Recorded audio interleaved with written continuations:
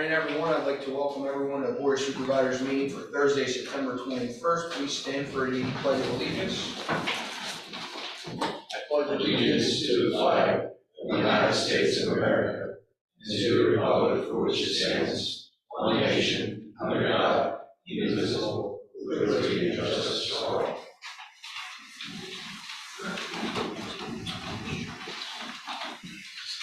I'd like to announce we had 3 executive sessions, one on September 7th after the meeting. In specific, was about the collective bargaining agreement and the chief contract, police chief contract. September 13th was about the collective bargaining agreement again and the police chief contract. And September 19th, executive session was about the police chief contract. Meeting minutes for approval. I've got a motion. Make a motion. We made minutes. I'll second that. Motion and second, all in favor? Aye. Motion carries. Action items. First on the agenda is the township engineer appointment. After several interviews of a couple different firms, we have decided to make a motion to appoint Technicon Enterprises, Inc. as township engineer. And I'll second that. Motion and second, all in favor? Aye. Aye. Motion carries. Lorenzo, may I, on behalf of the solicitor's office, I got to tell you, and I want to let the public know that Mike and Technicon made the transition period effortless, and we appreciated all that. I appreciate that, Matt. Thank you. And thanks to the board. Obviously, we had a lot of discussions and conversations, so I appreciate the opportunity. Welcome aboard. Well, kind of. They were interim already. Welcome officially Yeah, aboard. the official, yes. Thank you.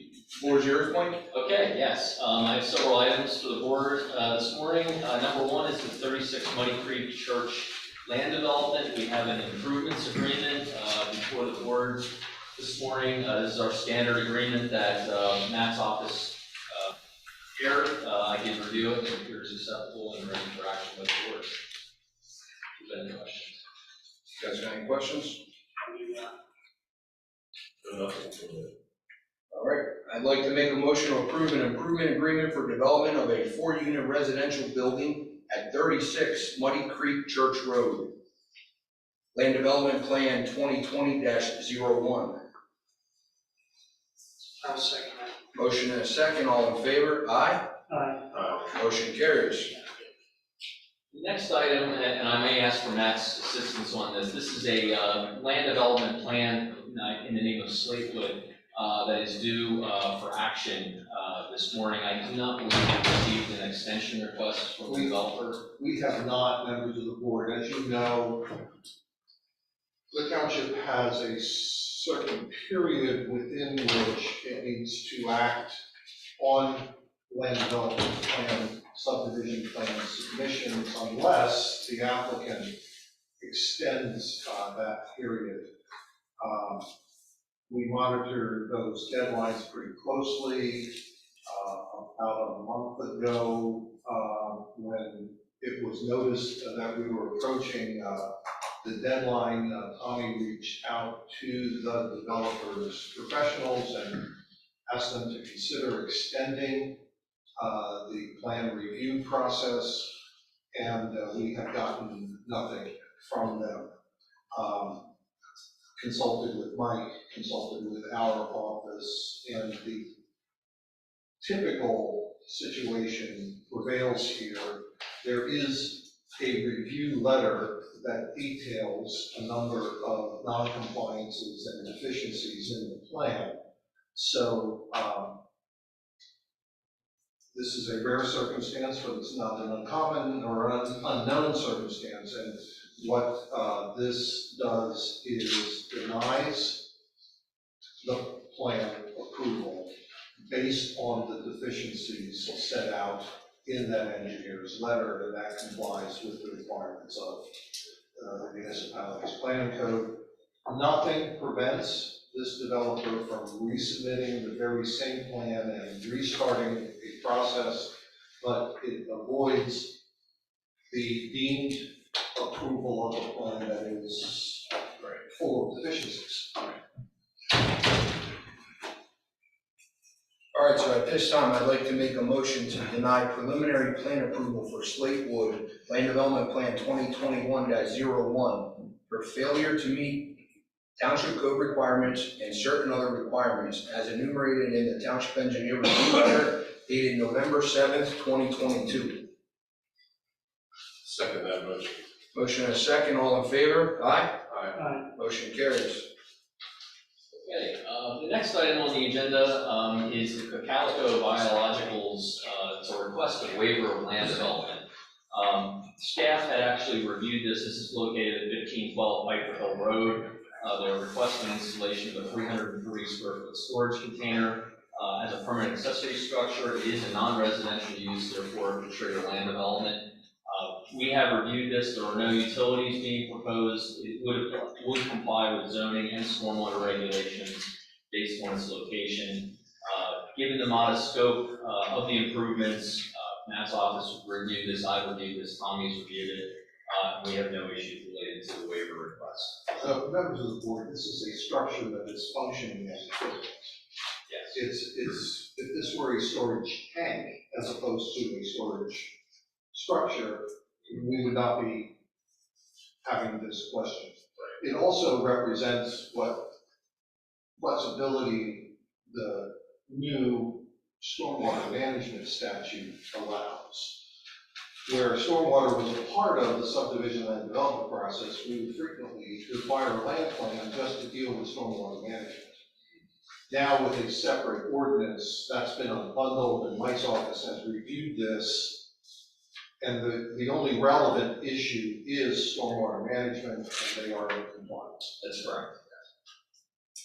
And we're basically talking a shipping container, or? I believe that's the case. I didn't have the details of the actual. That was what the picture looks like. It looks like it's, It looks like a shipping container. I'd like to make a motion to grant a waiver of land development to Cocalico Biologicals to permit the installation of an accessory structure at 1512 Piper Hill Road. I'll second that. Motion and a second, all in favor? Aye. Aye. Aye. Motion carries. okay. Next, we have the Weaver Road Bridge and realignment project. Is someone here this morning to discuss that? I can turn it over if you'd like to say a few, or if you want me to summarize. Yes, I think it's probably better. Okay, no problem. In a nutshell, if you're not aware, Weaver Road is being proposed for realignment and a bridge replacement. That plan has been reviewed. It's a PennDOT plan, and it's also gone before Conservation District has looked at this for ENS controls. The request is for a waiver of your stormwater management review under our ordinance.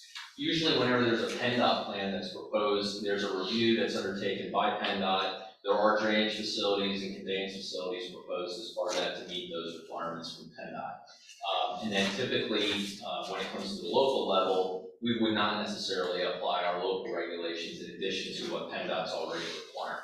So therefore, that's what the request is before you. It should be noted that the realignment actually consists of the removal of the old Weaver Road, so that would go back into a pervious condition once the project is complete. So the swap of impervious actually would lend itself toward more of an exemption situation because of the swap of new versus old Weaver Road. So I would support, I think there's a letter in your packet about this, supporting a waiver in this case. Do we know when it's gonna take place at this time or not? I don't believe so. No, we have to do borings, and the property owner wouldn't let us on the property to do the borings, so that's all gotta get worked out yet. Boy, that's a good question. I know what was gonna happen, but I don't think it'll happen now. I would guess, we're still in preliminary design. So we have to get through the borings have to get done so they know what kind of foundation they can use for the bridge. And so we had to talk to the property owner. I'm not really sure how that all happened, but we're still in preliminary design. I would guess I don't think you'll see dirt flying for a year and a half, possibly, something like that. It's hard to estimate. Right. Could we have your name for the minutes? I'm Max Inkroop with Larson Design Group. Thank you. Is the bridge itself going to be in Denver Borough, or is it needs to be Cocalico? In the township, I think it's in the township. yes. Yeah, just barely. Yeah. Should benefit both the township and the borough, the whole project, actually. Through the lines there somewhere, so. And it will straighten out the main road where we have that bad angle. It'll straighten out and should make it a lot safer. The whole thing should be safer than what you have now. And hopefully a little less flooding. Got it? I'd like to make a motion to grant a waiver of the requirements of Township Code Chapter 185, Stormwater Management and Earth Disturbance, to the Pennsylvania Department of Transportation for the Weaver Bridge Replacement Project, conditioned on the applicant obtaining all required approvals from the Pennsylvania Department of Environmental Protection and any other agencies having jurisdiction.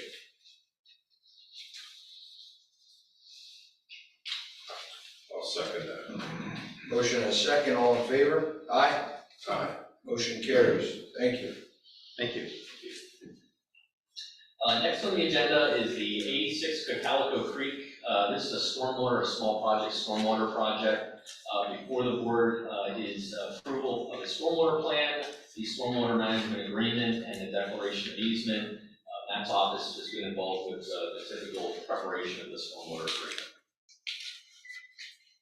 Any questions if the board has any related to that project?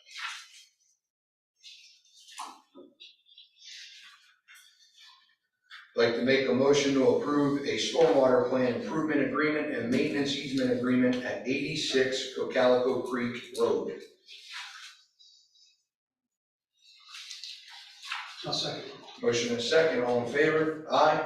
Aye. Motion carries. I think you got a question. Yes, Can I, name please. Valerie Cole, Yes. I was wondering, can I proceed with talking with the builder now to get the contract through them? Yeah, it would be appropriate at this point to do so. And I don't know if you've posted any of the monies related to this project financial security. You could actually also. Yeah, I did that here You've already through the done that. So township. yeah, you're in a position where you can talk to your builder and then apply for your building permits. Okay, Yeah, okay? all right, thank you, If you have any questions, you can reach out to me. thank you. Any other questions? All right, go ahead, Mike. Next is the 1911 Kramer Mill Road stormwater plan. This is a proposal for a new single-family dwelling on the property. Harbor Engineering prepared a stormwater management plan. They are requesting 2 waivers as part of their overall plan. Those would be for showing all features within 200 feet of the site. They are showing all features within 100 feet of the site, and they are also asking for a waiver for the inlets meeting PennDOT standards. They are proposing a similar equivalent type of product for yard inlets. Again, this is a private project, so it does not have any load bearing or traffic. It's not located within public right of way, so the substitution actually would make sense in that case. So it would be approval of 2 waivers, plan approval, and also approval of the stormwater management agreement, similar to before. Any questions related to that project? You're good with both of them? I am, given the scope, yes. I'd like to make a motion to approve a stormwater plan waivers noted in the Township Engineer September 11th, 2023 review letter, improvement agreement, and maintenance easement agreement at 1911 Kramer Mill Road. So moved. Motion and a second, all in favor? Aye. Aye. Motion carries. Next would be the 82 Summers Drive. This is a small project, stormwater management project for a pool and patio. The owner has submitted those plans. They are ready for approval. And in addition, there is a standard stormwater management agreement and easement declaration for the project. So that would be action by the board on those 2 items.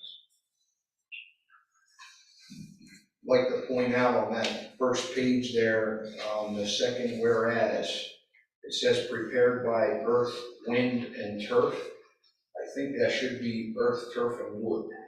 We'll make that correction and supply a substitute page.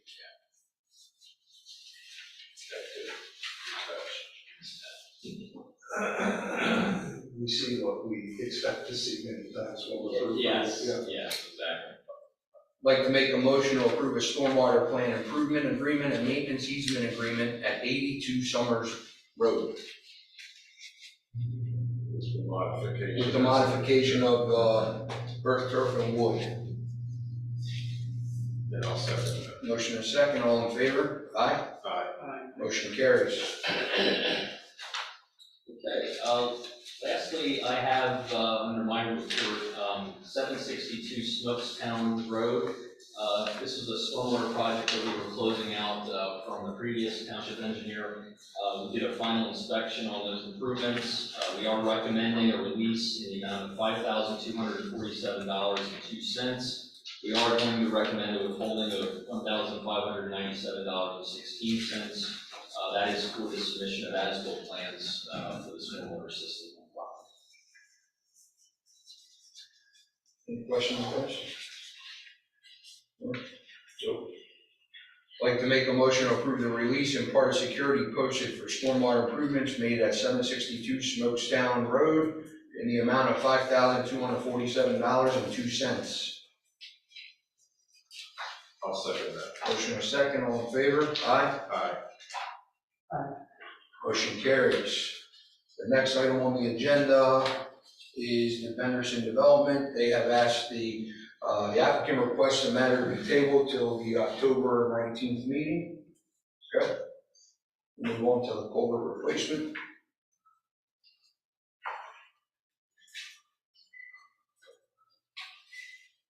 I don't have any information on this. I think it was a change order request. Yeah. Yes. There was a change order, There were some utilities needed to be Yeah. identified. water line.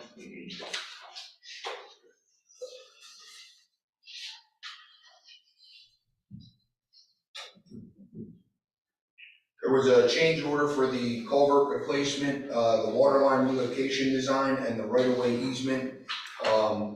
There was additional costs involved there to do that scope of work through Vertu. So the change order number would be 2.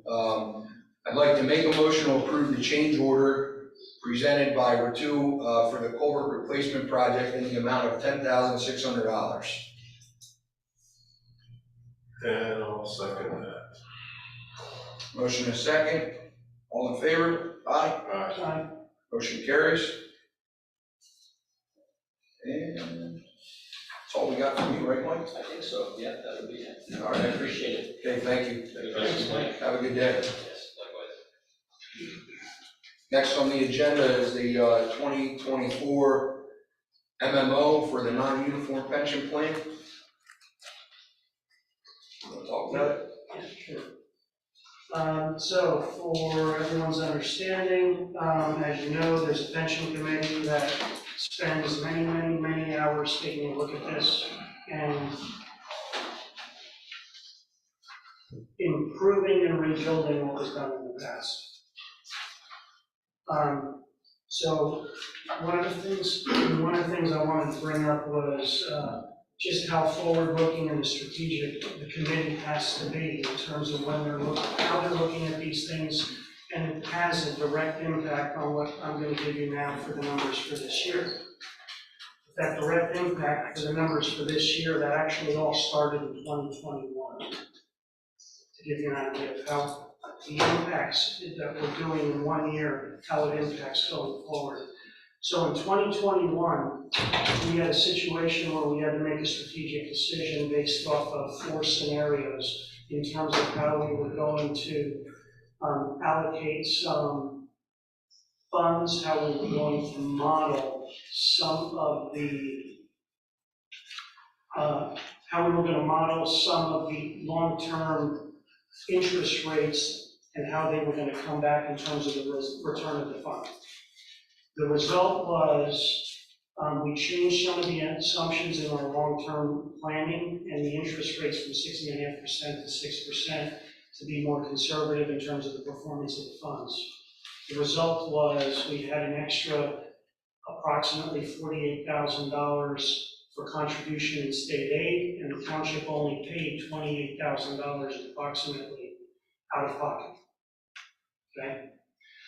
By adding $77,000 approximately to the pension plan, we're now in an extremely good position, and the township contribution has only increased from last year, $11,243. Okay, so the contribution in 2023 was $75,000. The estimated contribution for this year is going to be $86,296. Okay? So that's the out-of-pocket taxpayer-funded portion of the pension. To put that in perspective for the public, only modeling, or actually only looking at actual results for the last 10 years when the pension plan was being handled, before the committee was in place,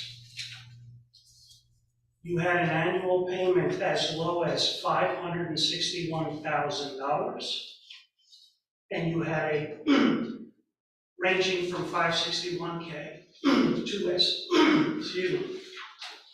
to as high as $717,483 out of pocket from the taxpayers. And this year, we're going to be at $86,000. Okay? The pension plan is currently sitting at, as of at the end of August, we're at $9,051,321,000. So we remain fully funded, we're in good shape there, and that's pretty much the summary. Any questions?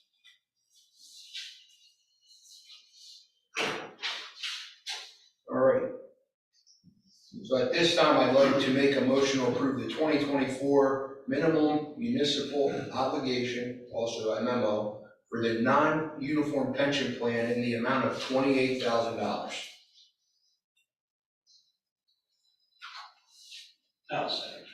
Motion and a second. All in favor? Aye. Aye. Motion carries. The next motion would be for the uniform pension plan, 2024 MMO.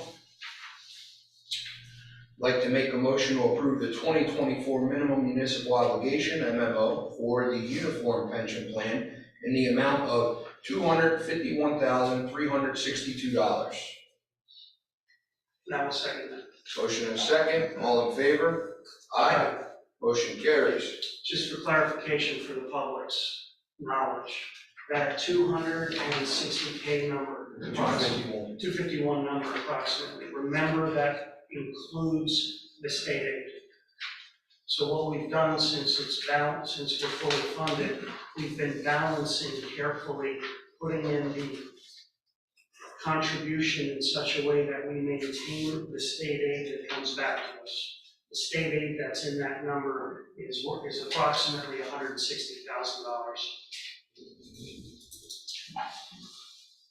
All right, moving on to the treasurer's report. Treasurer's report.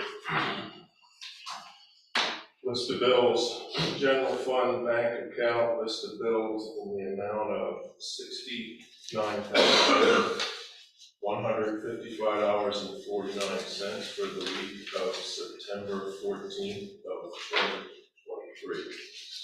Any questions on that list? Seeing none, I make the motion to approve. I'll second that. Motion and a second. All in favor? Aye. Aye. Motion carries.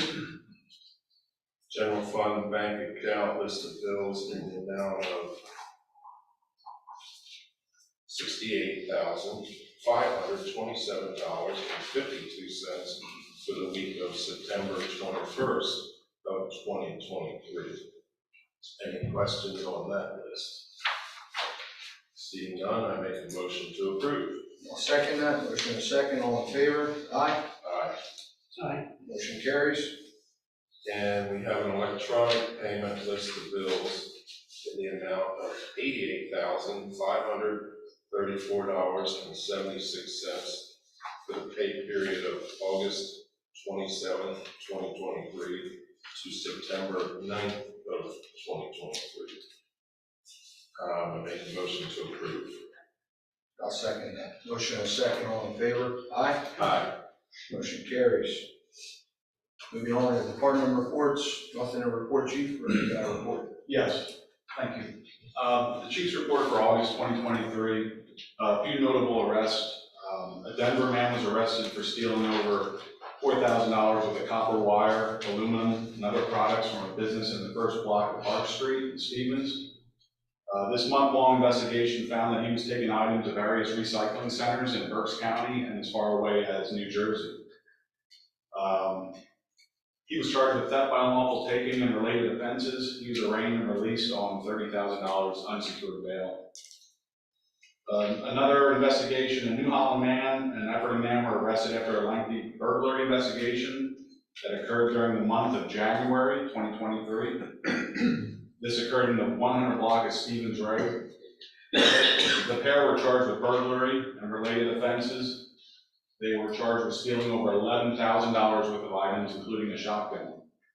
Fortunately, the shotgun and some of the other items have been recovered upon police executing a search warrant at the defendant's residence. They were both committed to Lancaster County Prison in lieu of $130,000 bail. A Reamstown man was arrested after police were called to the first block of Keeler Avenue on August 14th for a disturbance. He was charged with indecent exposure, terroristic threats, and disorderly conduct as a result of the investigation. He was arrested and arraigned at Lancaster County Central Booking and released on $75,000 unsecured bail. On August 1st, we held our 18th annual National Night Out event at the Reamstown Park. Officer Odenwald coordinated and ran this event. She did a great job. I can't say enough about how much time and effort she put into this event to make it what it was. We provided free food, drinks, ice cream, entertainment. We had a dunk tank. There were many free giveaways, including numerous brand new children's bicycles and helmets. And of course, this event couldn't have been so successful without all the generous donations from all the local businesses. The outpouring that these businesses provide it's overwhelming. I'd also like to thank all the countless volunteers, which would include the Reamstown Fire Company, the Stevens Fire Company, and the Smokestown Fire Company. But without all the volunteers, this event wouldn't be able to run successfully. During the month of August, we performed a speed study in the first block of West Church Street. The posted speed limit there is 35 miles per hour. The average speed recorded during this week-long speed study was 39 miles per hour, the highest speed being 62. We also performed a speed study in the 200 block of North 6th Street in Denver Borough. The posted speed limit there is 25 miles per hour. The average speed recorded was 39 during that week. The highest speed was 58. During the month, officers conducted a speed enforcement detail in the 200 block of East Lancaster Avenue in Denver Borough. Officers issued 12 citations for speeding violations. The highest speeding violation was recorded at 65, and that's a 25 mile per hour zone. Officers conducted a speed enforcement detail in the 100 block of North Reamstown Road here in the township. The officers issued 11 citations for speeding violations. The highest speed there recorded was 51, and that's a 25 mile per hour zone. And lastly, Officer Odenwald, she's a Safe Kids Certified Child Seat Technician. During the month of August, she provided and installed 3 child seats free of charge to folks in need. And she also inspected and installed an additional 5 seats. Again, through Safe Kids, it's a national organization. They provide child seats free of charge to us. When folks contact our department, Officer Odenwald meets with them, and she will provide child seats free of charge for folks in need. And lastly, during the month of August, officers total calls for service in East Cocalico Township is 672 for this month, and total calls for service in Denver Borough were 184. That concludes my report. Thank you. On the child seats, how many did she find the parents did not have applied or hooked up properly? I think most of them were installed correctly. They just needed a little maybe tension on some of the belts to make sure that they were latched properly. Okay. Most of them were installed correctly, just not tight enough. Okay. Interesting. Thank you. All right, nothing from finance, public works, building, or MS4. MS4, you got anything? Yeah, just a couple quick notes. The people with stormwater facilities on their property, commercial or residential, are required to do an annual inspection and file a form with us. And I'm in the process of revising those forms to simplify them, and I'm also at the same time creating a separate web page for each with pictures and an explanation of how you inspect them and what you're looking for. So that should hopefully help with getting more of those back, because our compliance rate's been fairly low on that in the past. I'm working on our annual MS4 report, which is due at the end of next week. It's nearly done and will be ready on time. And finally, the Stony Run Conservation Project next to the building here, we have scheduled a Q&A session for the neighbors and anyone who's interested. It's scheduled for October 4th at 7 p.m. here.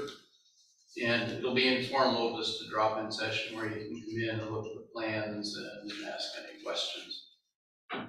We sent out letters to those neighbors that are adjoining it are going to be having a line of sight to the project.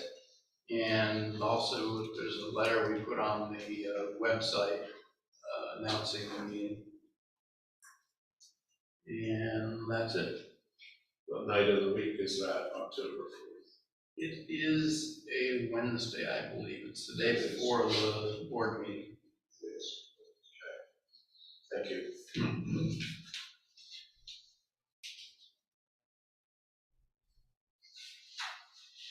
All right, moving on, informational items. Gentlemen, got anything?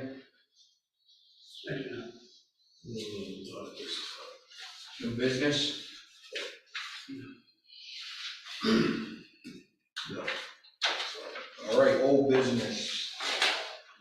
First one on the list is the Act 172 tax credit for the volunteer emergency responders.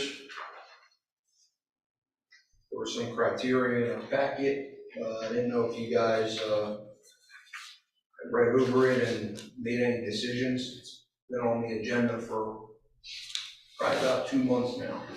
Yeah, quite some time. Plenty of time to consider.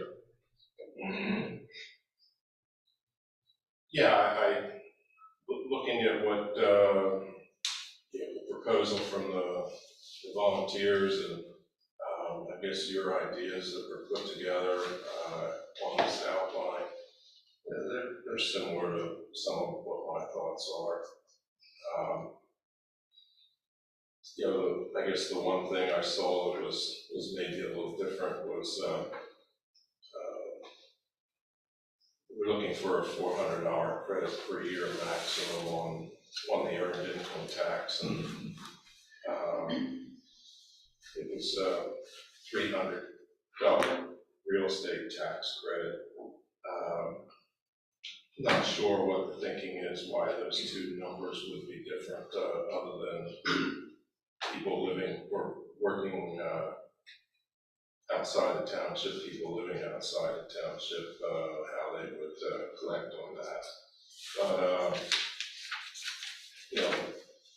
would it be a problem to have that the same number, 350 on each side of it?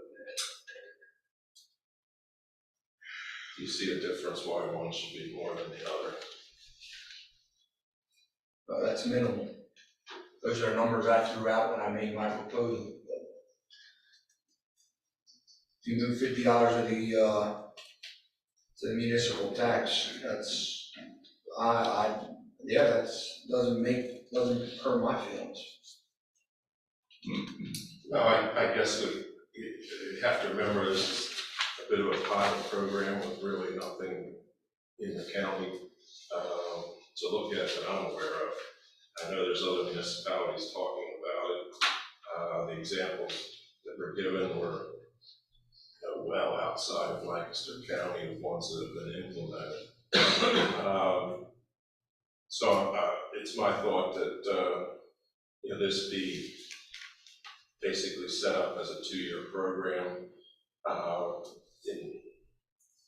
to basically see how things go from these numbers that are put out there, budget-wise, response-wise from the fire companies. And reevaluate next year and the following year moving forward. So, I think it's a good idea to put in place. Volunteers of the fire company are always talking about trying to attract new members, keep existing members, and I think this might be a nice way to help incentivize that. And it's a problem this board has dealt with for a lot of years, and it's going to be an ongoing problem in future years. So anything that can help attract people or keep them there, I think it's our duty to try and make that happen. So I guess it would be my suggestion, even the two numbers out at $350 maximum for earned income tax and real estate property tax. But the rest of the outline, I'm okay to go with. So Jeff, you're the treasurer, what's the total number then that's estimated that's gonna get paid out, let's call it paid out annually for the fire companies? It'd be a little bit over $50,000. Okay, $50,000 off the top of my head. I believe that equates to roughly a 3% tax increase for the remaining residents that are covering that. It should be 2.5. Okay, so it's a 2.5% tax increase, is roughly what it calculates to, that the residents will be responsible for paying. Yes. Just so the residents are aware of that. And we're just, we only have estimates from each fire company about how many of their volunteers will meet the criteria. So there again, we're kind of feeling our way through this in a way. So what about the volunteers? There are a large number of volunteers that live in East Cocalico, yet they're members in other fire companies that are outside East Cocalico. How are our fire companies, how are we going to make sure there's not animosity or conflicts created, or how's that going to work? Perhaps the idea was spread to the other municipalities. Okay, so we're saying anybody that's a volunteer firefighter or a volunteer of an organization in EMS or firefighting that lives in Quail Hollow, but they choose to run in Adamstown, Denver, Ephrata, wherever, they will not be participants of this program. Just so we're clear. If there's a better scenario out there, I'm all ears. That's what was laid out by, This is what was proposed. by Kelly from Greenstone. I understand that, but they never provided answers as to how that. The idea is to gather more volunteers. Now you're putting a program in place, in my mind, that's helping some in our community, but not the others, just because of who they choose to run with. So how does that help in volunteering when I see that as a real recipe for potentially creating some animosity? and some conflicts. There was a gentleman here from the Adamstown Fire Company the night Kelly put that presentation together, and he lives in East Cocalico but runs with Adamstown. He was all in favor of it, if you guys recall, and he said, I think he said, the neighbors are looking for you guys to put something in place for us to then further discuss. So like Jeff just said, we'd be one of the first to put this in place in the county. So if we can lead by example, my thought is the rest will follow. And just to thank you for reminding me It's a of big that. assumption. But if they don't follow, we can be leaders by ourselves. Yeah. Lack of volunteers in all our 3 fire companies, there's a big lack of volunteers. We hear it every time they come in. Unless people want to start paying a fire tax, it's going to be a lot more than a 2.5% tax Well, increase. it's interesting you asked that question, because isn't that in essence the start of the fire tax? Their proposal was over $700 per volunteer. That's not the question I'm asking you. Is this not the catalyst for a fire tax? This is a fire tax. You can say it's a new program, but in essence, the funds have to come from the remaining residents at 2.5%, using Jeff's number. I'm not sure what it is, but that sounds about right. That means the funding has to come from somewhere. It's not going to come from the sky, so it's got to come from the residents. You haven't answered my question. Is that not in essence a fire tax? I don't think it is. I don't think it is. I think it's semantics either way you look at it. It's not semantics. Well, sure it is. It's not, because here's the other question that I have for you guys to think about. How is this going to affect their donations? No one has done a calculation, an analysis, modeling of how it affects donations. Because you will more than likely statistically get some residents, I don't know what the number is, I don't know, that say, wow, in essence, I'm getting taxed, I'm paying for this, therefore I no longer need to donate. And what happens there? Has anyone, all I'm asking is, has anyone thought through and done a model? You're saying this is a great idea, but has anyone modeled what happens if they lose 10, 15% of their donation base as a result of this? Because people see it as I'm paying for the department now. Just ask. No, this isn't going to the department, it's going to the volunteers. They're 2 different things. That's semantics, Jeff, and that's wording. The residents of East Cocalico will be funding this, period. And what I'm asking is, has anyone asked or modeled what the reaction might be, could potentially be, and how much could they lose? And I don't know. Because they see it as a tax, they're paying for it, and they no longer donate. These are the strategic questions that need to be asked. Because once this starts, there's no going back. And I know I'm the strategic guy, and I always say, what are we doing in 2, 3, 5, and 10 years? And I know a lot of people are not interested. But you gotta ask these questions. Because once you let this genie out of the bottle, it's out. And if you notice, I'm gonna say it again publicly, clear as day. You don't hear any indication from me whether I'm for it or against it. All I'm asking is the strategic questions.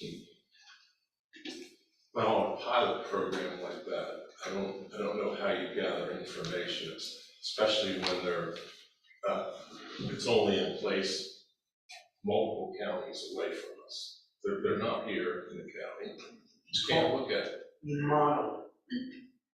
You run a model. And then you're making a lot of assumptions that you don't know if they're gonna come true or That's- don't. That's the whole point of a model. Yeah. That's the whole point of a model. Best case scenario, worst case scenario, mid-range scenario, everybody knows where it is. And you pick and choose then where you want to be based on the models. What happens if they lose 25% of their donation base?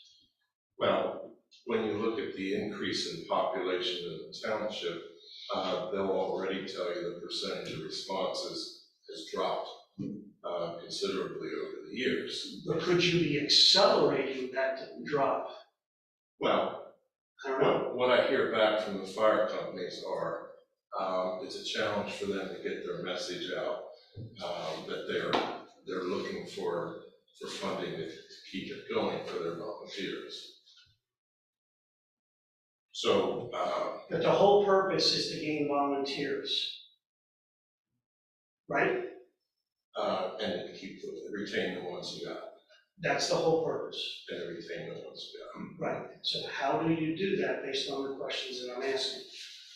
How do we not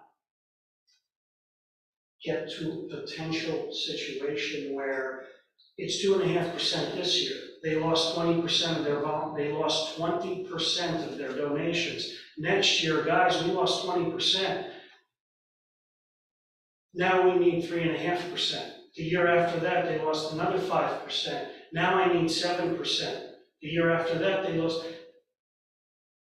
How do you stop that slippery slope? That's all I'm asking. And here's the other thing. If you're not directly paying them, how do you encourage the volunteers?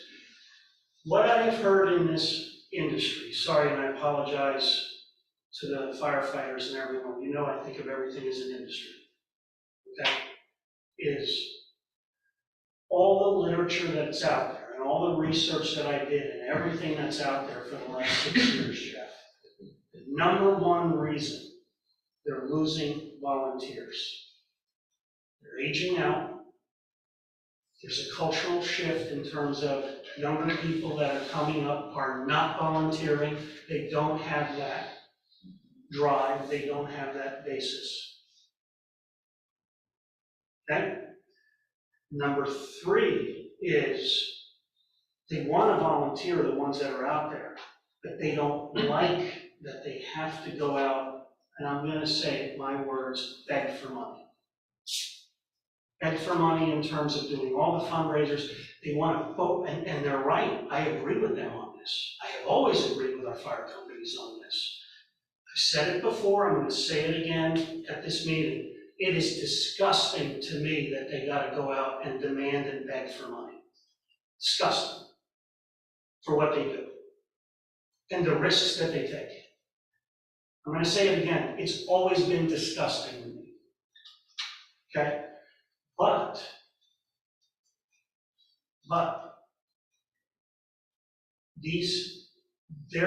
they want to focus their attention on the training, which I completely agree with. It's not the raising of funds. That's the number one reason. All the literature that I've read across the country is related to, on the fire side, that's their biggest problem in recruiting the newer, younger firefighters. Is they want to do the job, but they want to focus on, I call it the job, they want to focus on the volunteering of doing, but they want to focus on the training side of things, not standing on a street corner asking for money. So I don't know that this is the right answer, because there's a lot of strategic questions that have to be answered, and the public needs to know clearly what potential ramifications are here. Once you open this up, you're never going to close, you're never putting this genie back in the bottle.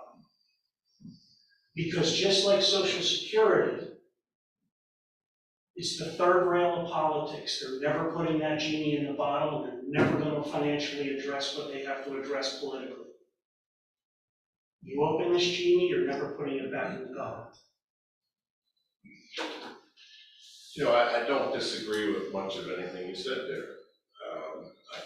I've heard similar thoughts from our local leadership in the companies.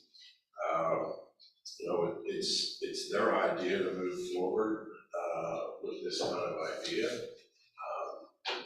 And, you know, I think it's worth going down that road. It's one of the reasons that we looked at this, you know, in my mind as let's not jump in with the high stakes number that they threw out there. The numbers are considerably less than the original request. And to Lorenzo's point, I spoke to that resident that volunteers in a company outside the township, and his opinions came back to me that, you know, he thinks it's a good idea for us to be doing this, to move forward with it, that, you know, he thinks that's a necessity in firefighting going forward, and that he would hope that other municipalities would look at it similarly. So it is something that when you go into, you're going to have to be married to for some time. I'll put it that way. And I don't disagree that you're not going back on it. You know, some modifications can be made depending on, you know, how things play out. You know, you're not gonna put the perfect thing in place. It's not gonna happen. There's gonna be people that get it, people that don't get it, live inside, outside of township lines. You know, we all recognize that there's problems going forward in firefighting situations. You know, this board has dealt with it for a lot of years, trying to figure out the right pathway forward. It's my opinion that this is something that has to be approached, has to be tried. Then let's be upfront with the residents. Let's start talking about a fire tax, because that's what this is in a different name. That's what this is. Well, you can say that. I don't know that I would put those terms on it.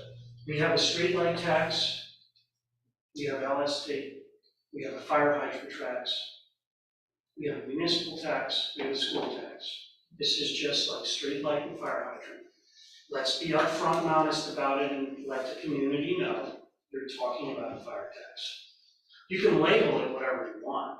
The point is, there's a segment of the population that's going to pay it. It becomes a tax. So when this board donates 6 figures plus to firefighting emergency services, and has done that for years and years and years, you could say that's been a fire tax for all these years too, couldn't you?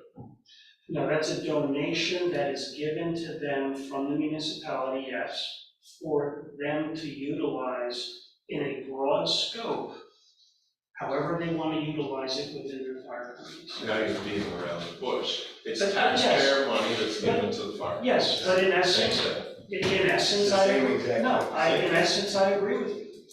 So why don't we discuss, perhaps this is the route, if we're gonna try to go around it, we up the donations to the fire company and then they do what they want with the residents. It can't go towards the fire. That way we don't have to put in an Act 172 in place. You can't go to the firefighters themselves. Individually. It's up to the fire companies to decide what to do. There was a program in the past that we came up with, that I proposed, where you're talking about reimbursing the firefighters directly. Nobody seemed to care. So I don't know why this one, in terms of reimbursing them directly, is any different. I like Lorenzo's idea. You increase the numbers. Let them decide what to do with it. At that time, was that term the fire tax? No, we weren't talking about that. We were talking about concepts and ideas and models. It was giving money directly to firefighters. It never went to the discussion point of a tax, because you give the money directly to firefighters, and there seemed to be very little interest from the fire companies. in it. Only one fire company was interested. Right? So let me give you an example. Beaver Falls, Pennsylvania. Beaver Falls, Pennsylvania, out by Pittsburgh, the municipality reimburses each firefighter for every call they physically go to. They keep a log and they do that. Okay? I'm not sure if they're still doing that today, but that's what I had heard historically they were doing. Okay? So it's municipalities do it. There's a method out there to do it. But again, we also have another question we have to answer in looking at this in the models. The county's looking at something also.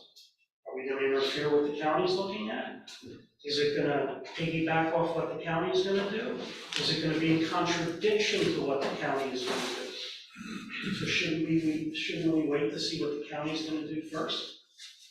Are they seriously considering something, or is it just casual talk? I don't sit in the private meetings with them. I have no idea. I should say public, I don't know. But they are considering a model.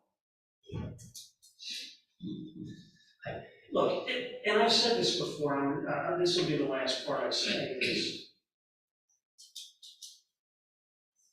the geographic location of East Cocalico. You are attracting demographics that have never been seen here before. And I will use myself as an example, okay? I've been here for 23 years, 24 years, but I came from New Jersey. I was shocked to find out when I got here that our fire companies were asking for money. Because we had a tax base where I grew up where taxes went to, there was a tax number, fixed number, it was included in the tax structure that went to the volunteer fire departments that covered most of their needs. And that's always been one of the challenges that they've said, communicating with the residents that move into the township, that this is a volunteer situation. But you've got a large population that's relocating here that is used to seeing the fire tax. And they're used to paying in the escrow, paying the check for the full amount. And of course, they have fundraisers here and there, and they can get extra funds, but we're seeing more and more, and I think we're seeing the people that I talk to tend to be the demographics that are saying what I'm saying. They tend to be the demographics that are relocating into East Cocalico, and they're used to seeing that. One of the reasons they relocate to East Cocalico, as an example, is, sorry, Chief, I'm going to bring you guys into it, is they love the fact we have our own police department. Because there is no,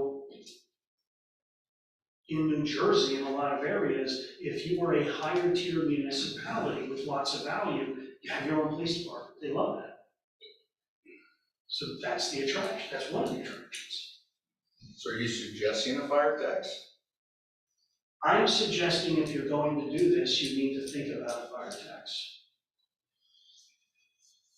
And just be upfront. Yes, I'm saying, that's what I'm saying.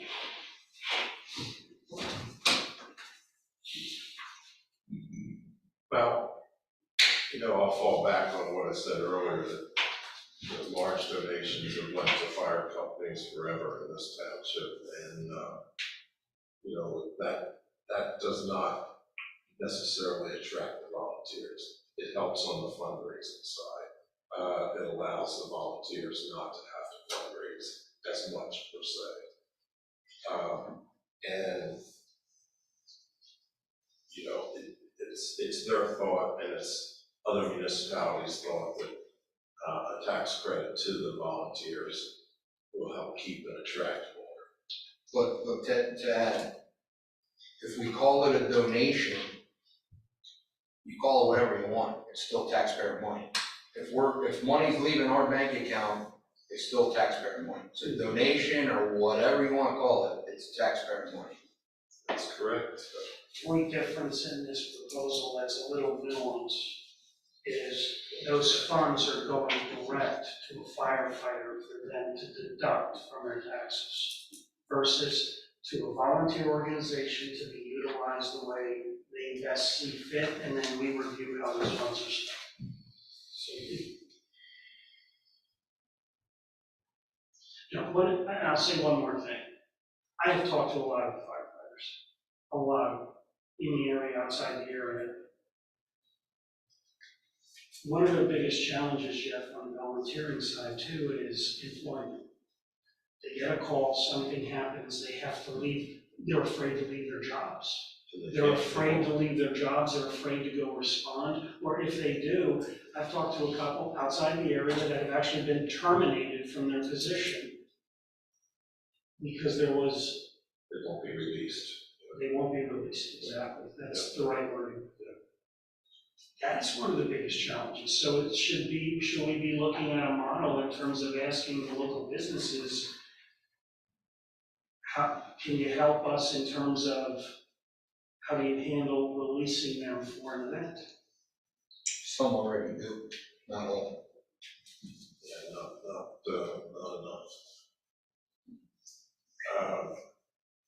That was talked about in the past too. Unfortunately, the large multinationals that have something in the township that have firefighters, normally are not receptive to that idea. I don't know how you convince them in any other way. So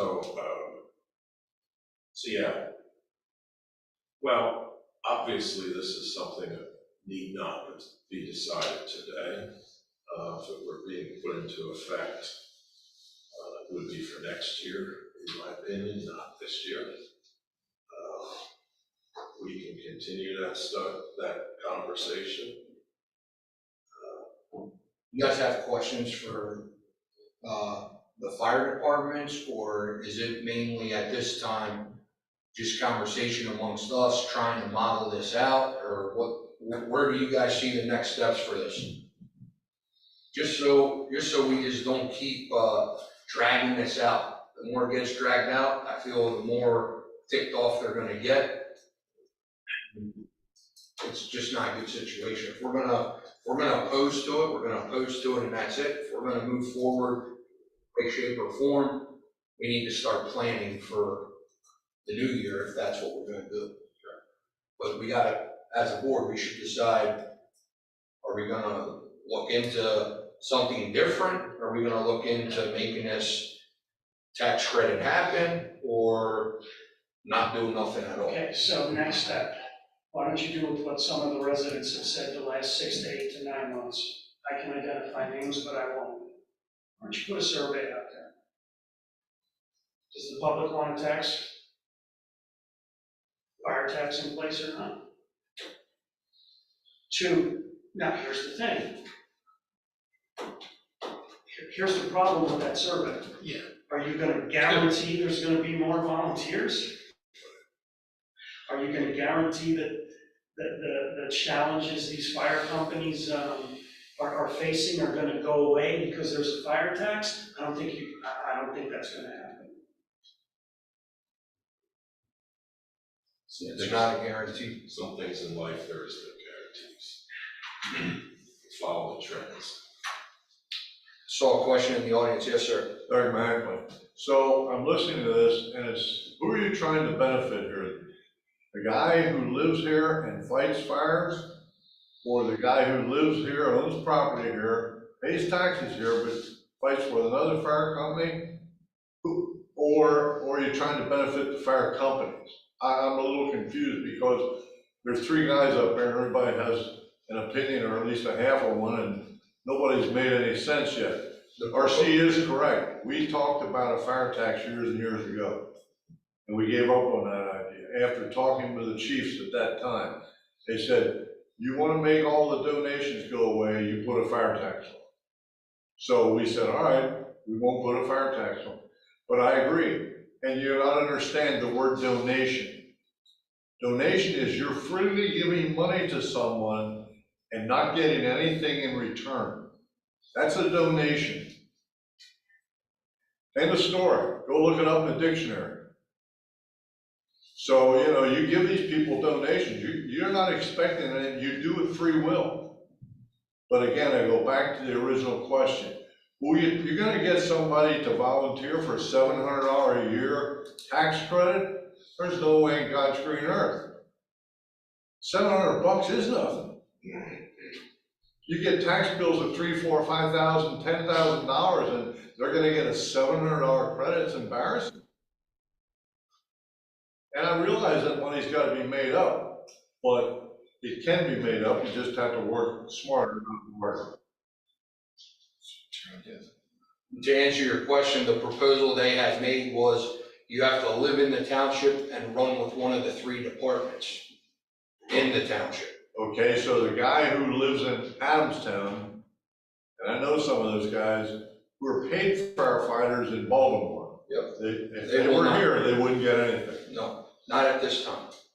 Just like the resident that spoke at our meeting that we were talking about, he lives in East Cocalico and runs with Adamstown, Right. and he will not qualify for that. So how His do they- hope would be they come on board after we implement, if we implement. Well, that's a hope, that's a It's not a 50-50 guarantee. chance. That's Not a 50 guarantee. No, it's a hope.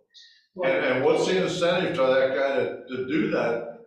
You know, I live here, but I have to pay this tax, but I choose to run with Denver because my dad's a fire chief or whatever, my cousin works there. You know, there's any number of scenarios why they choose not to run in Stevens, Smokestown, or East Cocalico. I don't know what they are, and that's neither here nor there. The issue is, how are you gonna attract volunteers that wanna run somewhere else and live here? They're gonna get whacked with a tax, but they don't get any credit for it. I think you're barking up the wrong tree. And I agree with what RC said, you can name it anything you want, it's a tax. It is a tax. You're creating money by taxing people to pay people. So you can name it whatever you want, but it's still a tax. And that's how 90% of the people are gonna look at it. And they're gonna say, you know, you guys are out of your mind. In 6-figure donations over the last how many years, the taxpayers pay for? So, How do you term that? again, Jeff, I go back to, you keep this monkey business up, you're gonna have a paid fire company. And you think the police department costs you a lot of money? You ain't seen nothing yet. You ain't seen nothing yet. Jeff, I You're think, talking millions and millions of dollars every year. the difference Doug's referring to is when we're donating the money, I think what you're saying, Doug, is when we donate the money, we are not designating it for a Right. specific You're item. donating it. And then we're not requesting that it be utilized in an absolute specific fashion for a specific number. The donation, a voluntary transfer of property, often money, from the donor, which is East Cocalico Township, to a donee, which would be the fire companies, with no exchange of value on the part of the recipient. That's the official explanation of a donor. Doug isn't wrong, but you have a statutory obligation to appoint first due responders in the township. And you're encouraging a volunteer group to be that responder by your donation. The more that you do for the individual firefighters,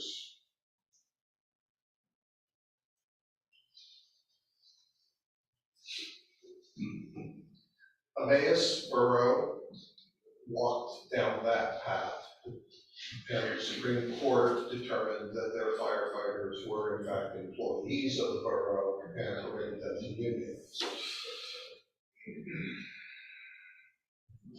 This is all in aid of continuing a volunteer service and avoiding a paid service. We tend to think of East Cocalico as unique. We had that conversation last month. County Tax Services works for 66 out of the 67 municipalities in the county, but it won't work for East Cocalico because we're different. So let's look at how some other municipalities do it. I represent 3 municipalities that fully fund their fire service out of the general fund. And the volunteers don't have to do any fundraising except they want to run the Washington Borough Tomato Festival as a fundraiser for Blue Rock Fire Company, but they don't have to because they're fully funded by Manor and by Millersville. Millersville has a fire tax, Manor funds it out of their general fund. There are all different varieties out there. Manor Township made it a public department with volunteer staff, just like the rec commission has volunteer people mowing the lawn. There's all sorts of, but at the end of the day, what you're doing is keeping your fire companies viable and avoiding or postponing the day when you have to fully fund them. So, thank you, Mary. So, I'm gonna be very bold here, and I'm gonna say where I see the future. I've said this before, and I'll say it. When we had a number of meetings related to the fire companies, and we had a big one, Jeff, you remember the one over at Smokestown, where the room was filled with every single firefighter on the planet from the area, because the rumor was flying around that East Cocalico was going to eliminate first due on these other companies within East Cocalico. Currently have 7 fire companies running first due in East Cocalico. Let me repeat that. You have 7 fire companies running first due in East Cocalico. First due means they have a segment of East Cocalico that if the alarm goes off, they're the first ones to go there. We only have 3 fire companies. But we have 7 that come into East Cocalico as first. And you have every firefighter in the county under mutual aid responding if we were to have a catastrophe. Correct, of course, right. Agreed, right? So let's just look at the facts. You have adjoining fire companies from other municipalities that go in mailers to residents and communities in East Cocalico for donations. On their first 2 addresses. On their first 2 addresses, of course. So think of the confusion now with this model, where I'm a resident, I'm gonna, let's say, contribute to this model, forget tax, no tax, whatever, I'm contributing to this model. I'm paying once already, and I'm donating to the fire company that runs first due, which is outside my area. Now I'm paying twice for it. And oh, by the way, the firefighter who's running first due who comes to my home is not benefiting by getting a tax break, so that's the triple negative. Here's where I'm gonna be bold. The firefighter you're referring to came to that meeting in Smokestown at the very beginning, Jeff, and you remember, he said, guys, wake up. He stood up, he said, wake up. I'm gonna paraphrase him, he said, half of you will not be here and be alive in the next 5 to 10 years. I believe that's what he said. The fire companies, as we know them, the quantity that are there in Pennsylvania, in Ohio, in the entire country, they don't have the resources to all remain in place, but they have incredible histories. These walls were bare. When I came on board, I said the fire companies need to put a banner up all along these walls, because every time a resident comes in here, to the point of they don't know, they're trying to get donations, then put your banners up on these bare walls, and there they are. So everybody who comes in for a meeting looks, whoa, wait a minute, that's ours, that's ours, that's ours, that's our police department. It's the psychological reminder of what's there. But the future's gonna hold. They're gonna have to regionalize. Your bottom line is we're gonna have to go with regionalization of the fire companies. The question becomes, with the history that's in place with the fire companies,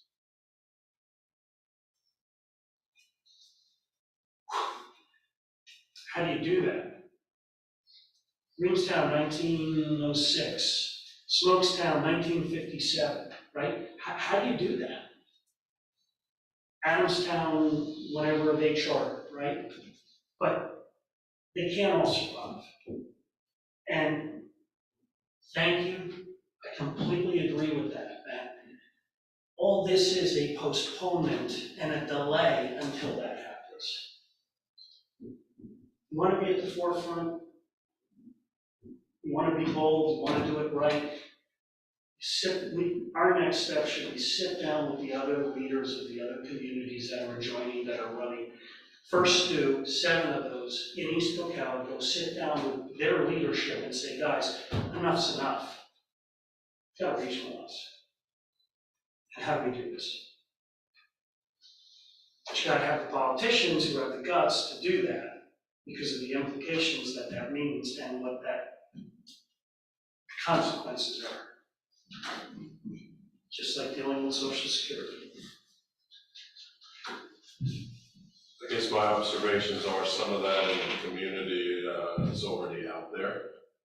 The thought process, talk happens. I hear it, I'm not naive enough to not sit here and say I don't.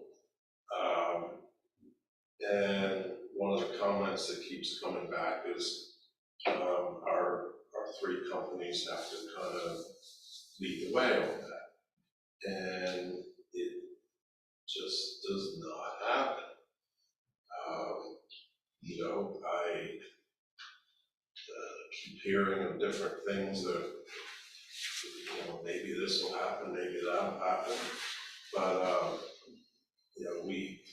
we talked to the facilitator years ago. We had money in the budget for several years to move forward with that idea. He has, in my opinion, a lot of great ideas. He's worked in communities throughout Lancaster County and Pennsylvania. I don't think there's a situation he hasn't seen. But, I think that's gotta happen here, and you just can't keep kicking that can down the road, to use your euphemism there. It's gotta move forward. I guess it would be my thought that money go back in the budget for next year.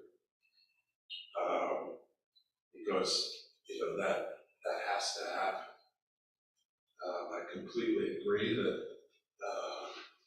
maybe there's too many companies in our community, that there has to be some kind of consolidation. And it goes beyond our township borders. It's a whole can of worms. I know this board over a lot of years has tried to help, tried to work with different ideas to move things forward, and been unsuccessful for whatever reason. But it does need to happen. So are we premature with this tax credit idea in that scenario? Maybe.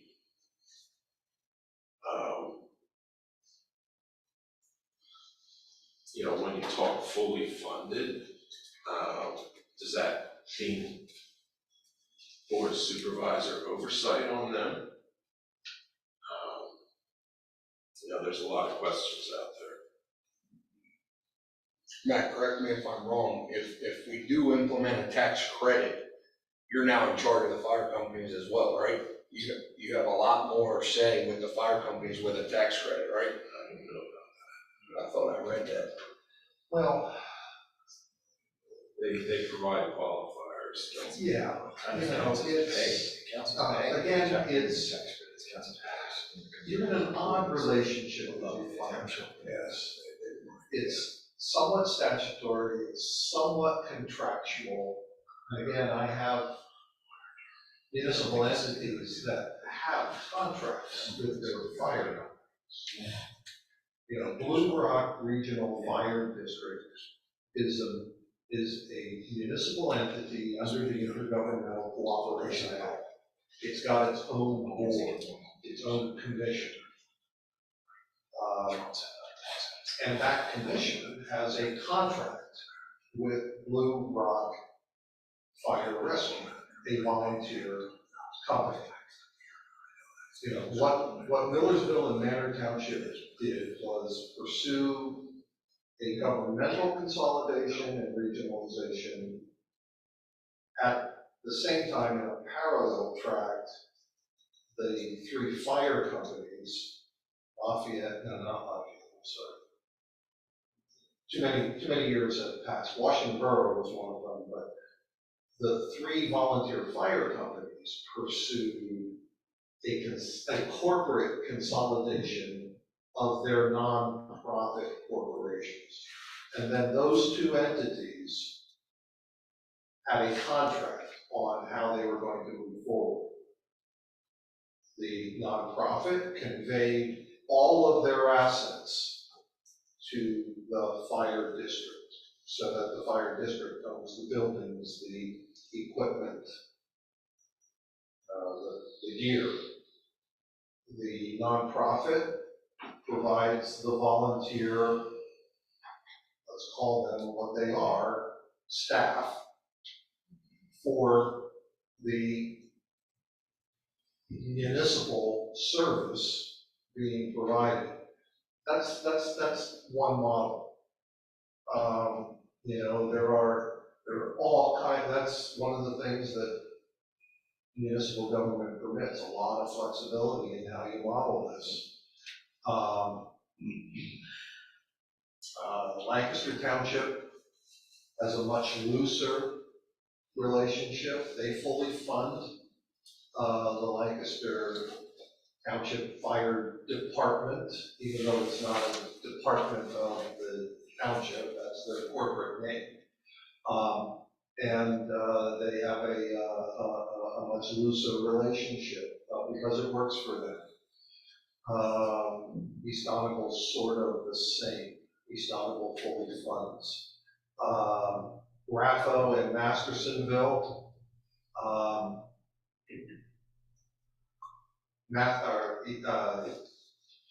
Raffo has created a separate account in their financial structure where they pour money into that account, and then Mastersonville, which is a volunteer company, applies for funds out of that account, sort of like a nonprofit would apply for a grant. So in that scenario, the board of supervisors would have to approve every Correct. Just like you request. Just like you approve every donation to as part of the budget. You know, again, a lot of variety. You're the only people I represent that have a hydrant tax and a streetlight tax. Every other municipality I represent pays it out of the general fund. You know, it's, you've got that flexibility.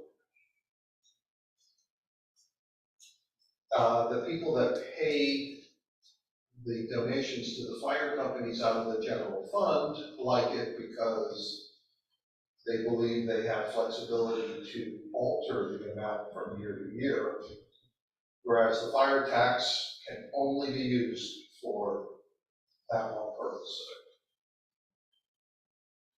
And the bottom line is, no matter how many times you slice it and dice it, it's all out of the same pocket when you assess a tax.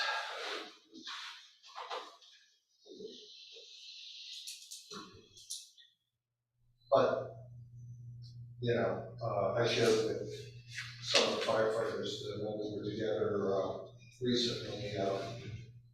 Kutztown Boroughs Ambulance Association closed the doors, turned off the lights, and they're gone.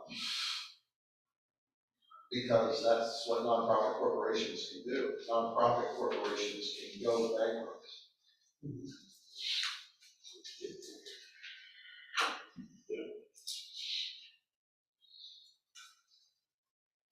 I got a question, or Yes, sir. comment, Dan Burton.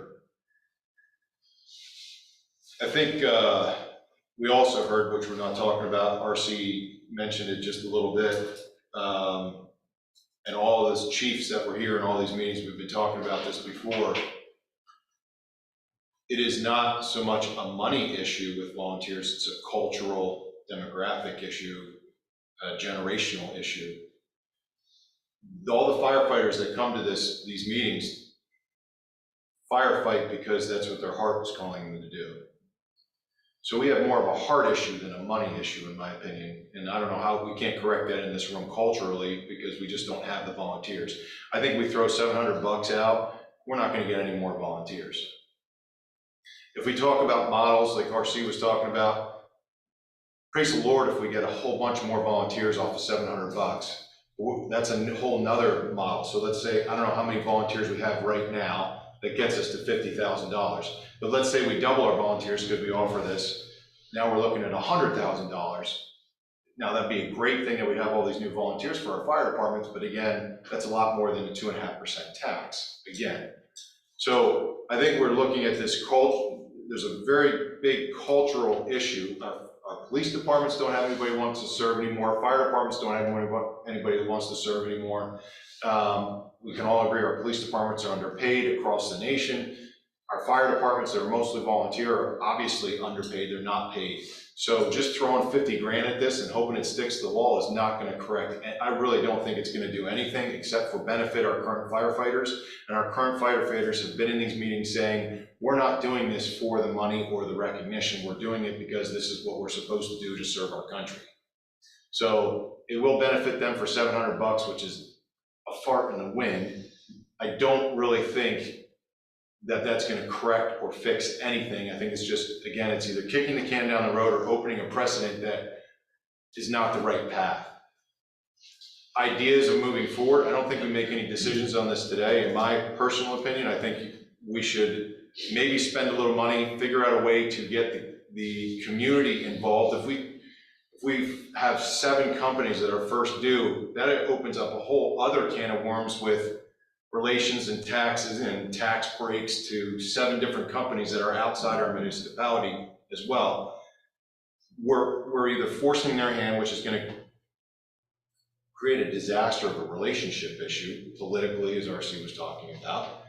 So I think our best plan moving forward is maybe you guys make a motion to spend $1,000 for good advertising on a good meeting, and the meeting is only about at a central location, whether it's Reamstown Fire Company because they have the facility to do it, and you have the community and you have all the fire departments come in, and you have a great big meeting with all the firefighters, and we try to figure out a plan that would work for all 7 of these departments and all these townships that comes forward. I don't think throwing something at the wall and hoping it sticks with this Act 172 is even the right play. I think, you know, firefighter Kelly that was in here was going over this, you know, he was even a little bit skeptical on what kind of volunteership they would get out of a plan like this. So we all love our fire departments, we all love our firefighters, and it is disgusting that they have to go out and ask for money. It is disgusting, but culturally right now, how do we correct that? I don't know. We're not going to correct it by throwing money at it and hoping we're going to get more volunteers, because we're not going to get more. I hate to say it, but that's not going to draw anybody in from a volunteer standpoint. It's not. So we're just creating a precedent that's going to benefit those firefighters that are there now that are doing it for the right reasons, per some of our chiefs, that was their words. And I don't know if this is the right play. I think we really need to have a sincere conversation with all of the fire departments that are first due in our community, the surrounding townships, and I don't know if it's regionalization. I don't know what the outcome of a meeting like that is. It's going to be a long meeting, but it should be just dedicated straight to fire services. I don't know how you guys could with all the questions and stuff that's been raised today, I don't know if there's a right way to vote on what we want to do right now. One of the comments that I think I've heard from all three of our chiefs at one time or the other, the more representation you put at the table, the more opinions you got. Because it was discussed about talking about putting, every company that comes into the township at the table. And I think the response was, wow, that's really just going to create 7 different opinions instead of 3. So, but, it's not to say it's not worth a try. If I could just add to what Dan said, there is another model out there. We do tend to think of our firefighters as being the second, third generation of family that responds. My hometown fire company, for example, is Eden, now part of Manhattan Township Fire Department. But we built a dormitory for 8 people, and they're referred to as live-ins because York, Lancaster, Harrisburg, Coatesville have a paid service, and in order to qualify to even be considered to be hired, a person has to go through a significant period of training and service, etc. And these live-ins, so to speak, are provided room and board. When they are not at their daytime jobs, they are required to be the first people out the door responding to an event. So they're kind of a hybrid. They're not a volunteer and they're not employed by the entity, but they're learning how to be firefighters. They're logging their hours. And obviously those people come and go, but I can tell you there's never not been 8 people in the beds at what is now the Eden Fire Station in Manhattan Township. So, and the only other thing I would say is I've been through a number of these, and because of what Jeff said, there's 7 fire companies in the room, there are 9 opinions at the table. All of these took multi-year processes to get to a conclusion until a consensus could be built. And Dan, let me add to that also. And in agreement with what Jeff said about too many people at the table. That's why in the past, which created the meeting in Smokestown, which created a massive argument. The idea was, let's get our own house in order first. Let's have our 3 companies run first due within East Cocalico and see how they do. Not have first due areas for 7. Let's first get our house in order, see how the 3 companies do, because yes, getting a consolidation, getting a merger is a big, big, big step, but you take a very small. The idea I had, which they were not interested in, certain companies, quite frankly, was take a small step, and the small step is have your 3 companies responsible first due within our area. See how that works.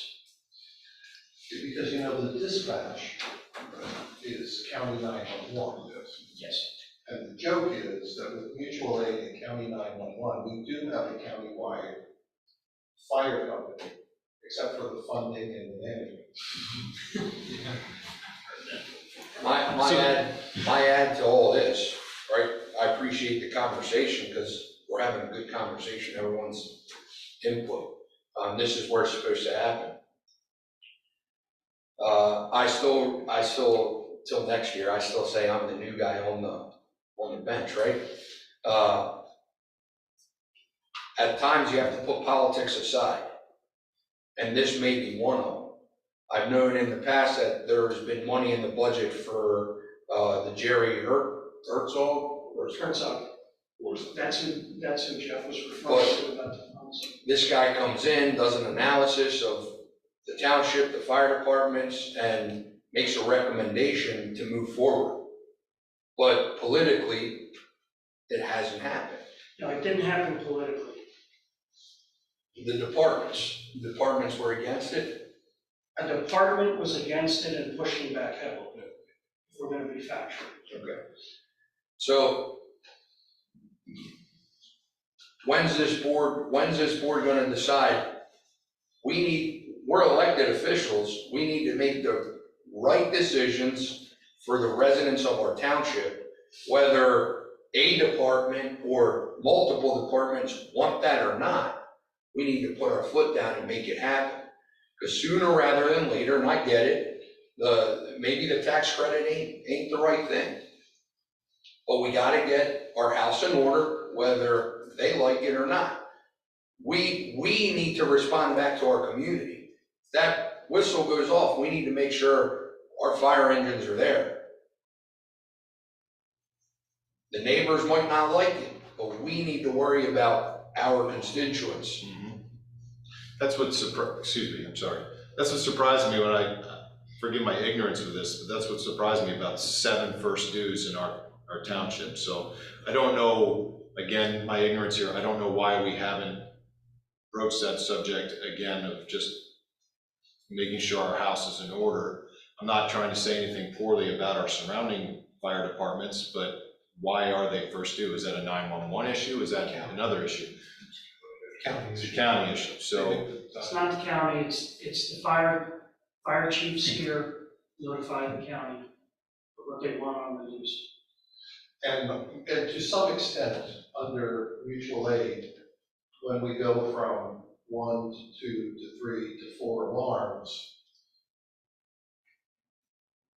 those that are permitted to respond are those that we permit to respond. It's an archaic system. We can freeze out a company that we don't like, and that happens in some places, and it's a crazy politic with a small p that we're not going to invite so-and-so to come save our structures. Thank God we have the responding police departments to do that. I think the initial reason that we're even having this conversation is concern that we're not going to have those departments because of the bodies that we need to operate those departments. And so this tax credit was to try to get more influx of volunteers. I do not believe this tax credit is going to do that because, again, it's just not culturally, financially, it's not going to do that. So I think we're looking at throwing $50,000 into the wind.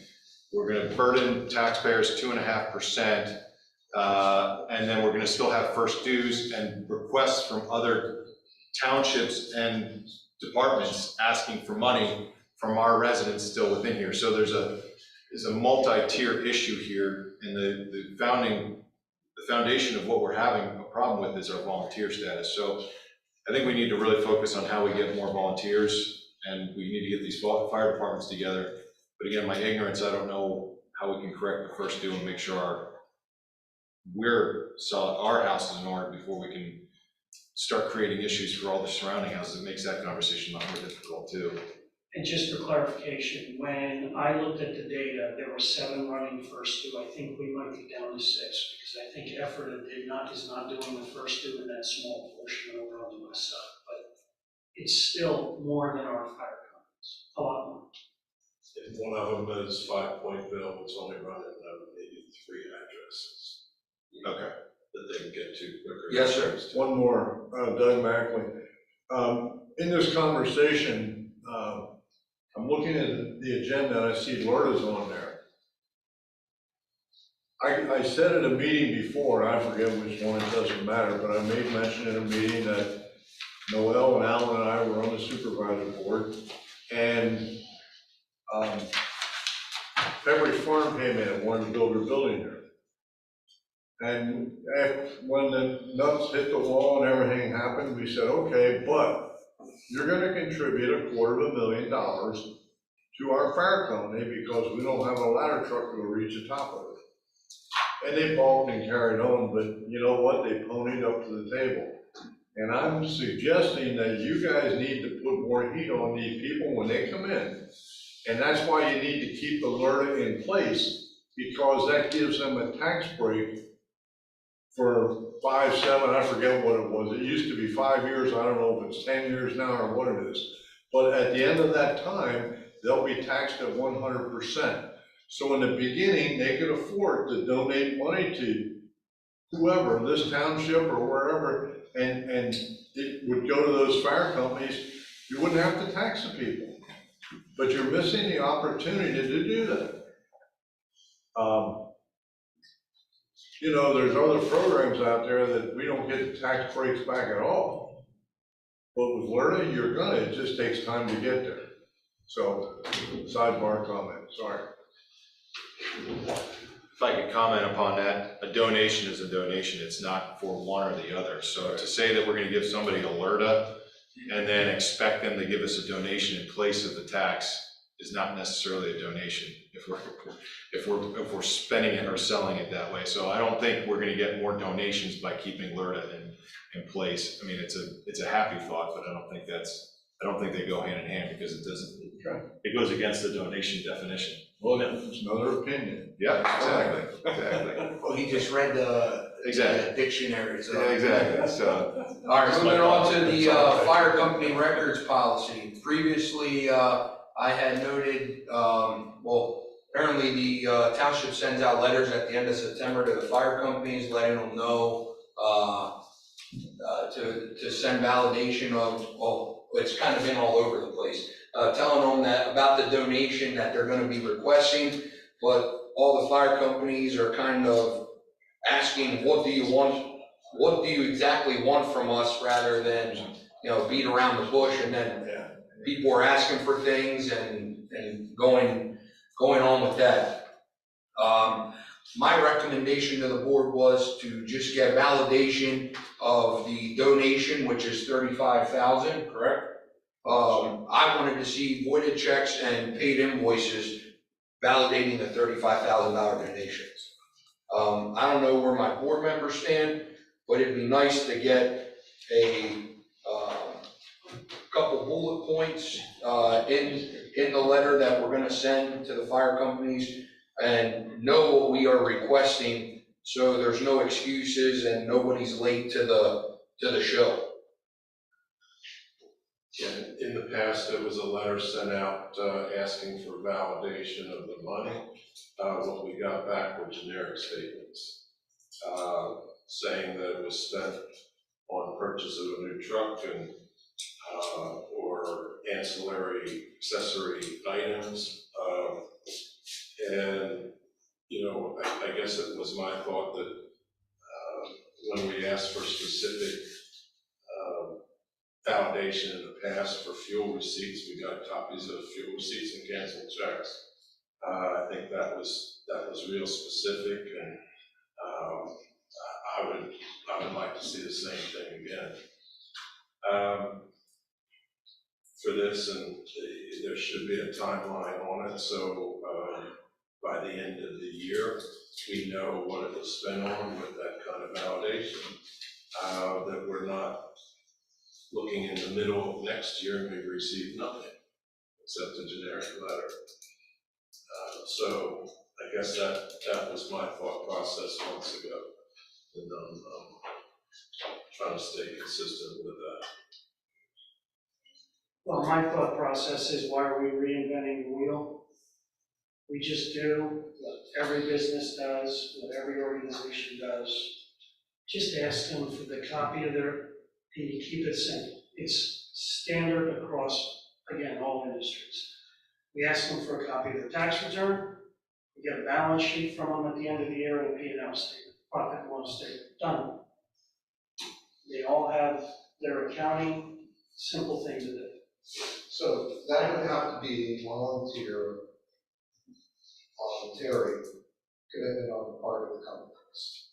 As I advised throughout this conversation, the second-class township code says very little about this. The companies are required to report annually on our request on how the donation of the township was spent.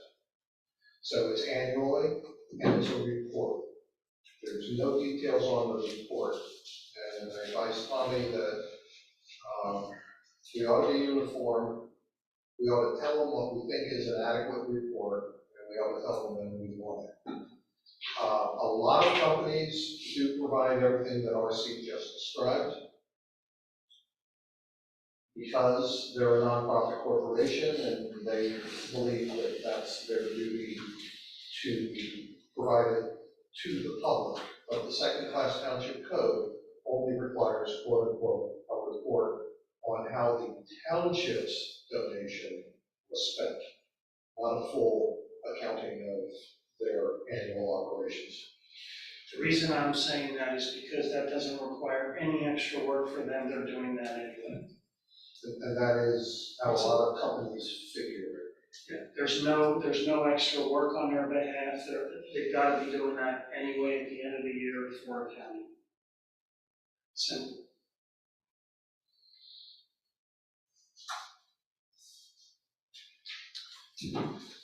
I'm satisfied with that, or cancel checks and receipts. One or the other.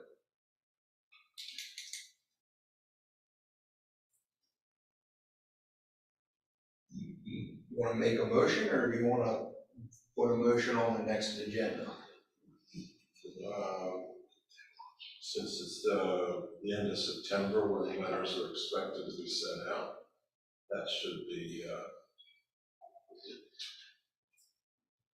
decided. So I'll make a motion that what we request of the fire companies annually, which they're already doing, is copy of the tax return,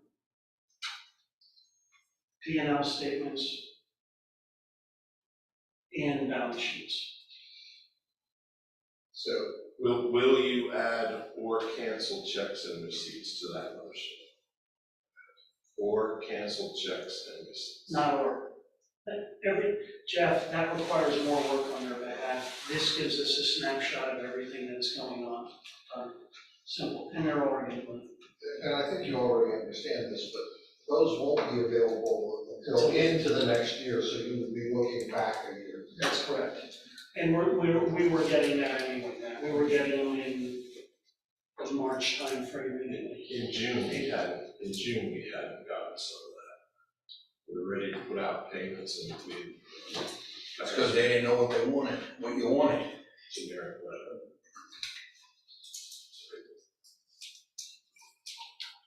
Well, I'm all right with that motion, or with the addition of or cancel checks and receipts.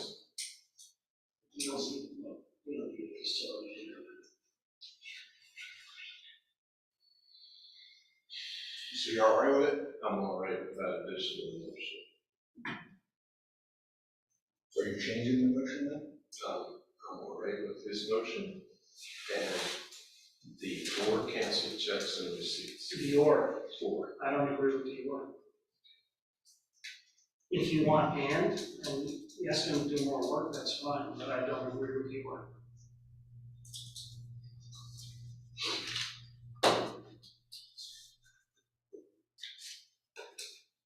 Motion dies, I guess. I'm not seconding that either.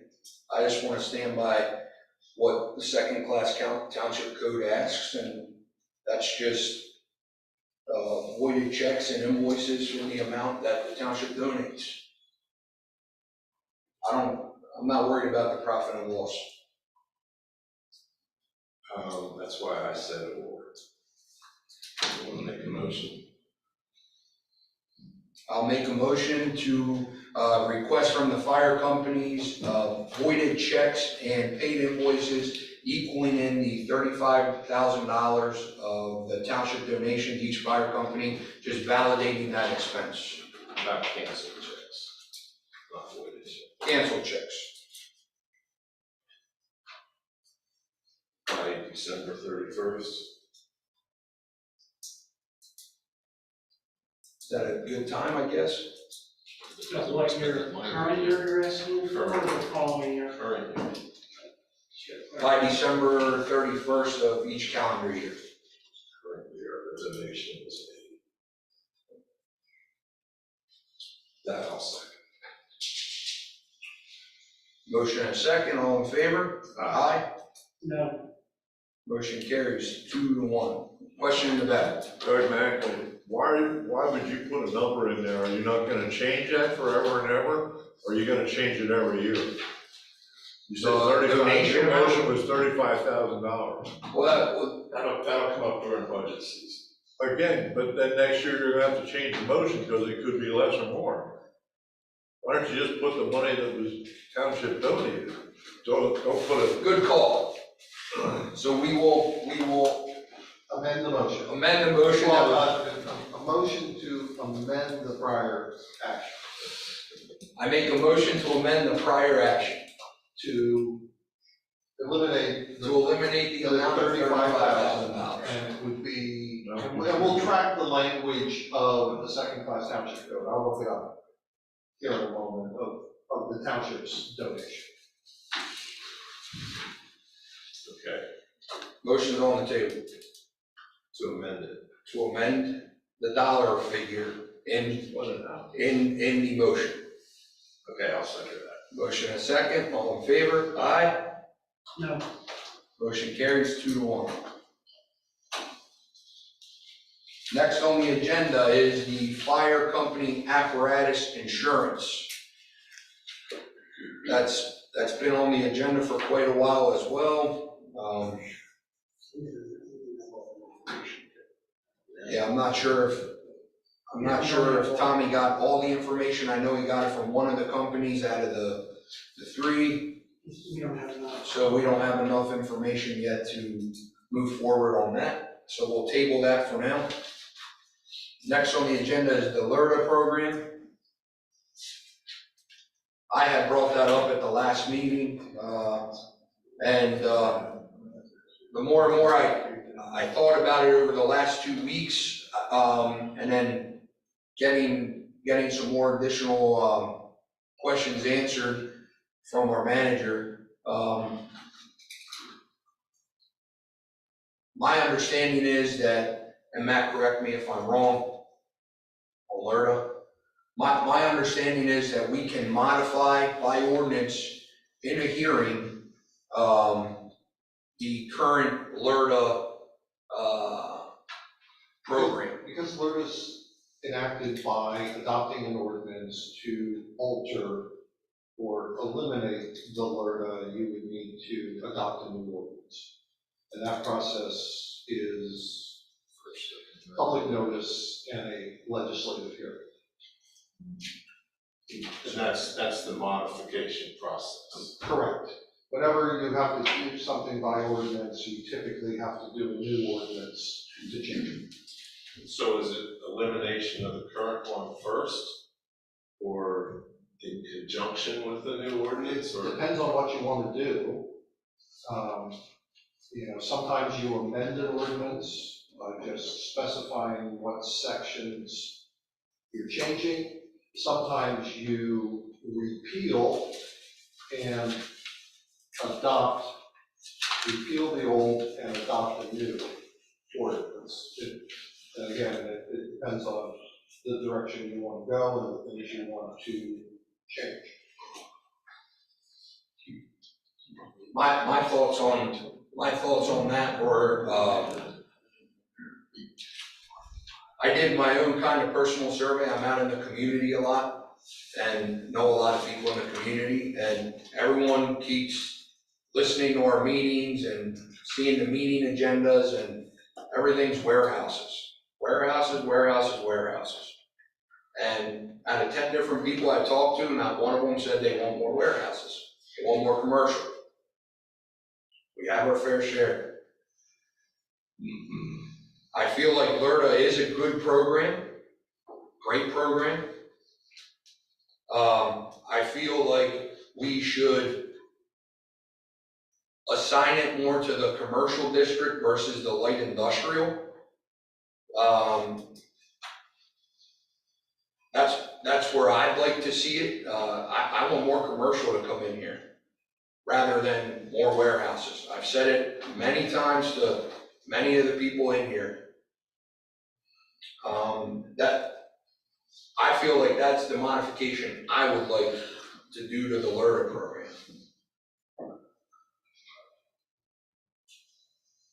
Yeah, since you brought that up last meeting, I've also given that some thought. When the program was first enacted approximately 5 years ago,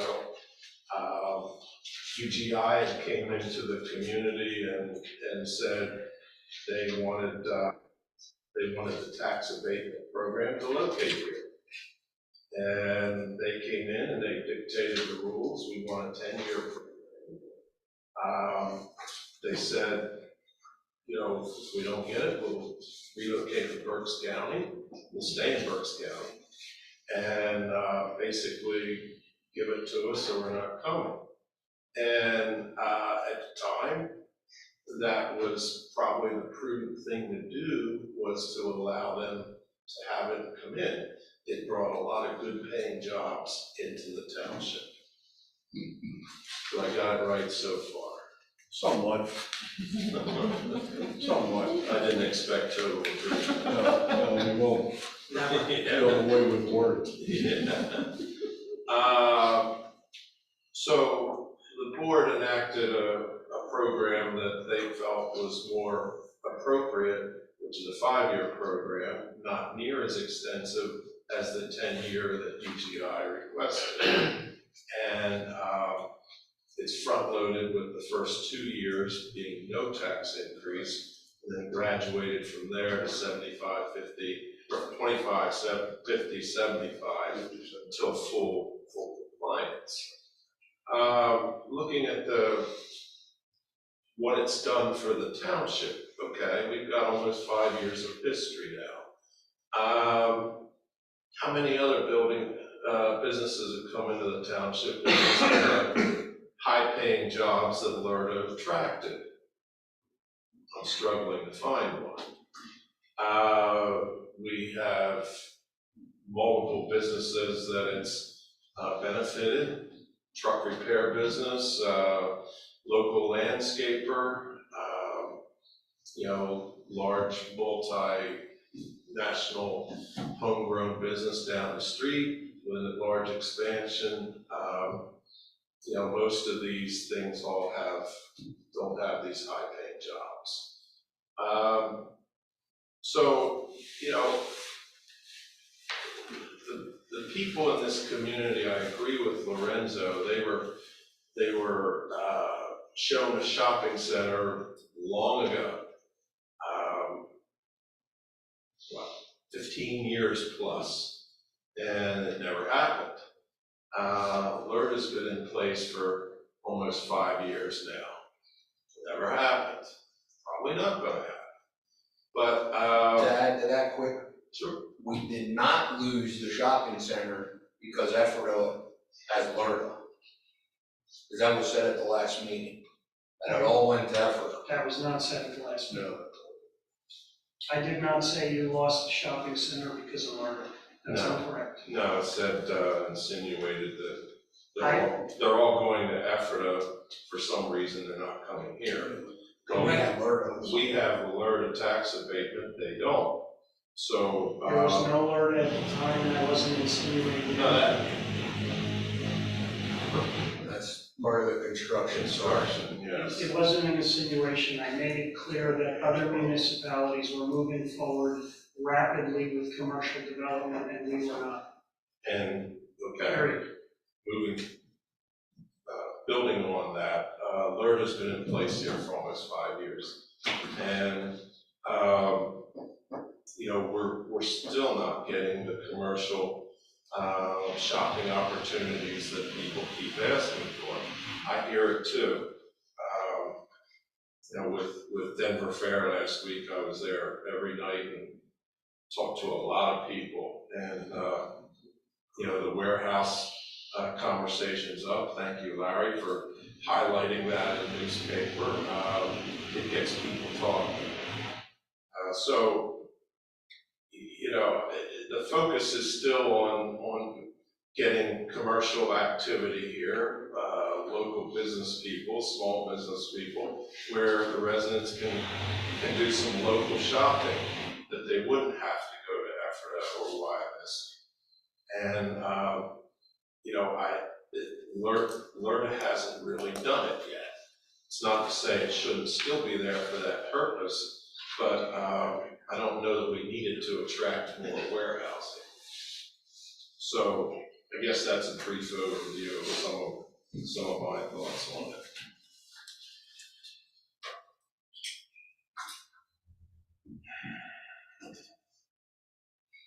Anything to add?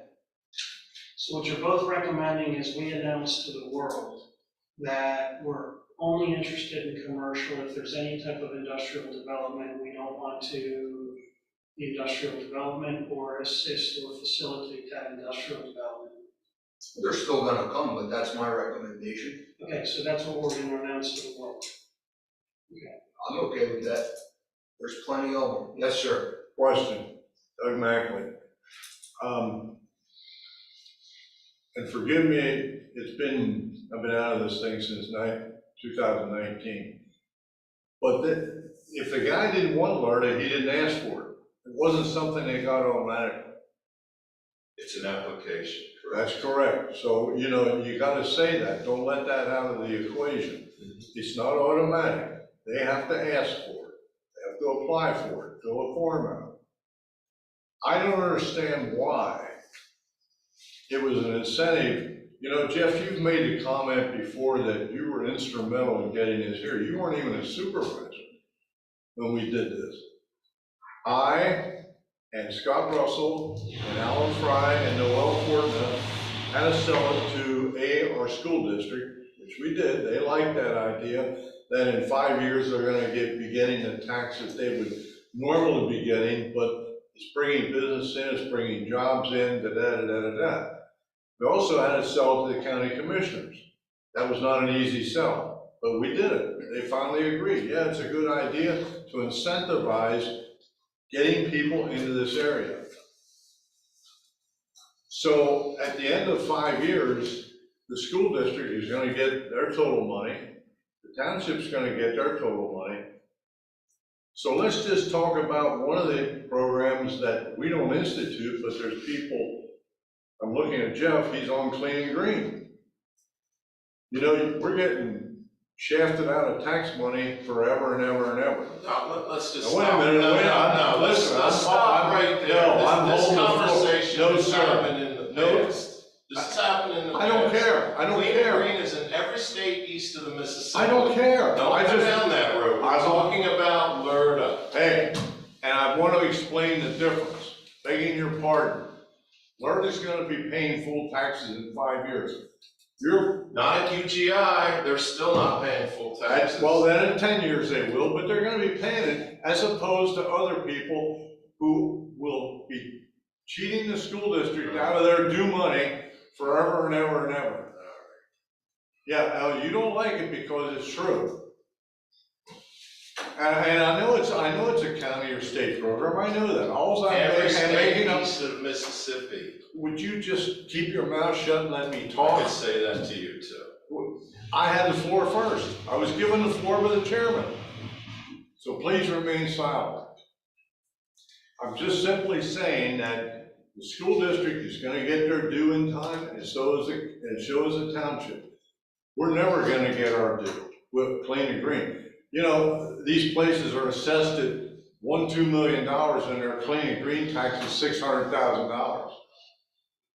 That's what they're based on. So the school district's getting shafted out of money on that. All I'm saying is if you keep LRTA in place, you're gonna get your money. And they're still gonna have to apply for it. I don't understand why you wanna get rid of it. If they have to apply for it, they have to ask for it. Modify it, not get rid of it. I heard the word get rid of it, but I guess I'm hearing wrong. Modify, yes. How many townships or municipalities in Lancaster County have LRTA right now?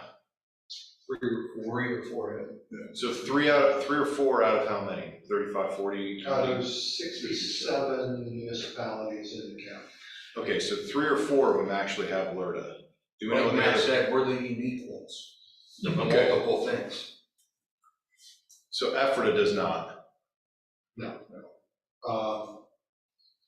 West Cocalico, the city of Lancaster, Manhattan Township, and Millersville Borough are the ones that come to mind.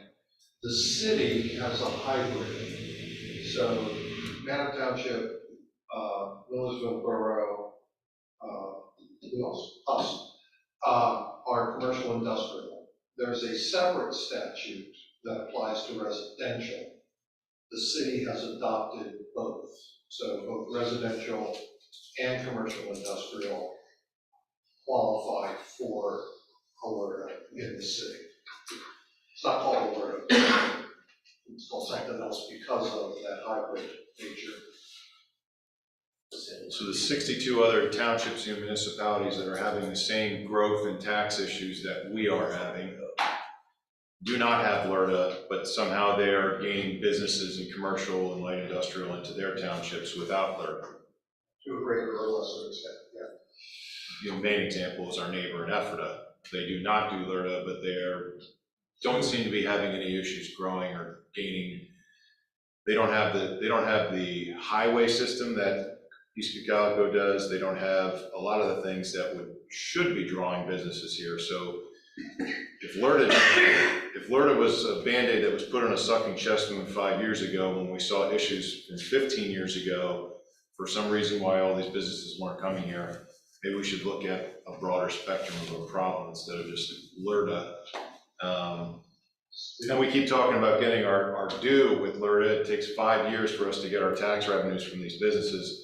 But what if we offer LRTA to these warehouses and then the warehouses fold in 2 or 3 years and they didn't pay any taxes? Just out of curiosity. They're still legally responsible for this. It's the same thing as a foreclosure. Well, if they go bankrupt, do they have to pay taxes still?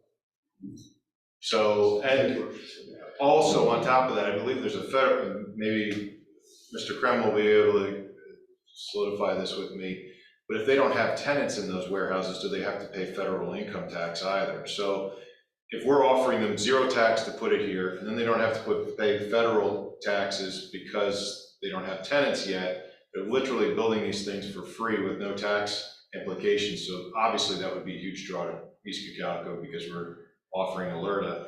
But if they fold up after building these and getting all of their other benefits out of it, because nothing's for free, they fold up after 5 years, we really get nothing out of it, other than just an empty husk of a building.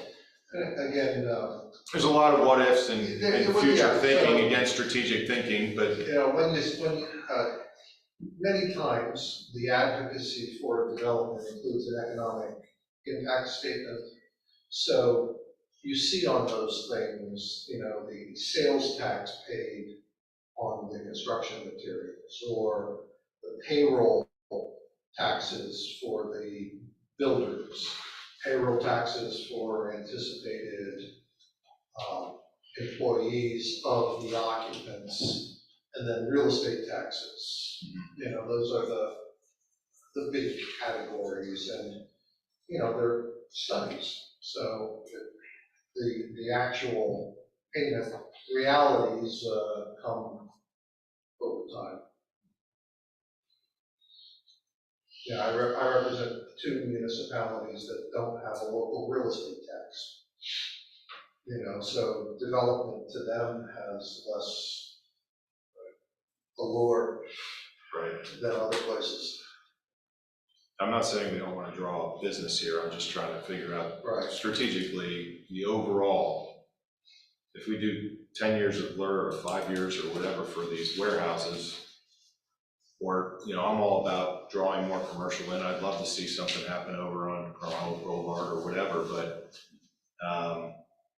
just, you know, I don't know if LRTA is the big draw or if it's something else that's pushing people away too. Maybe we need to look back at the last 15 years of what that was, but I don't know. It was just a comment, it's not a. All right, thank you. Moving on to public comment. For non-agenda items only, please state your name for the meeting minutes.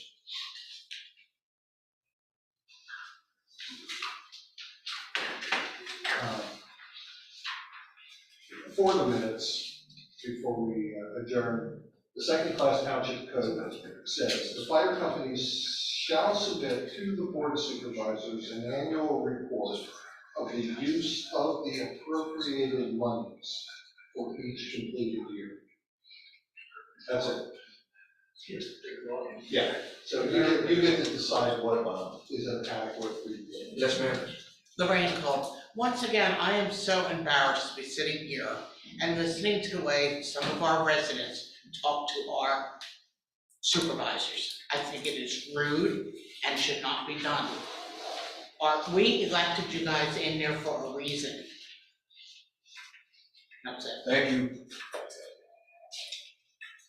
Public announcement, thanks Ken for reminding me, Wednesday, October 4th at 7 PM, we will have a question and answer about the Stony Run Park here. And the next Board of Supervisors meeting will be held here at the Township Thursday, October 5th at 7 PM. I will make a motion to adjourn. Motion and second, all in favor? Aye. Motion carries, thanks. Thank you. I like it.